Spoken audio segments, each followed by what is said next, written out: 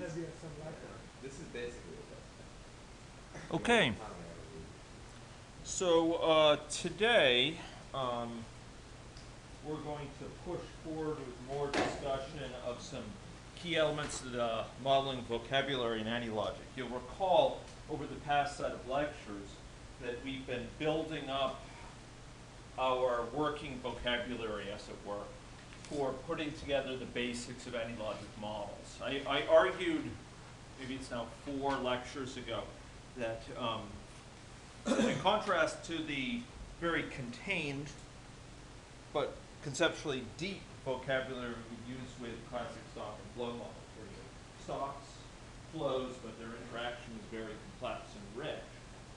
And we learn to analyze things in terms of these basic components. Within agent-based modeling, we have a much larger vocabulary at issue. This includes a variety of elements that we've now reviewed, and then as well some things that we have yet to get to. But for example, there are state charts, there are events, there are elements of messaging, particularly related to transitions in state charts, but more generally for communication.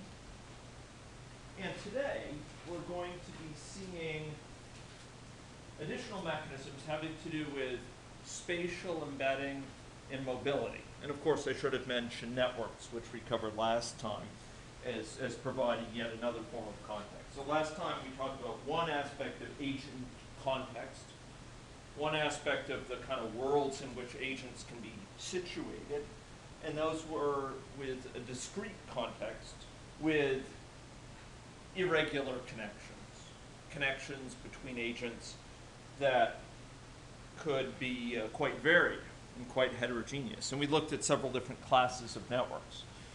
Today we're going to be looking at another type of situation of agents, another context in which agents can be situated, and that is 2D landscapes, 2D space that most commonly represents geographical space, but can be extended to represent other forms of embedding. For example, irregular spaces associated with facilities. Okay?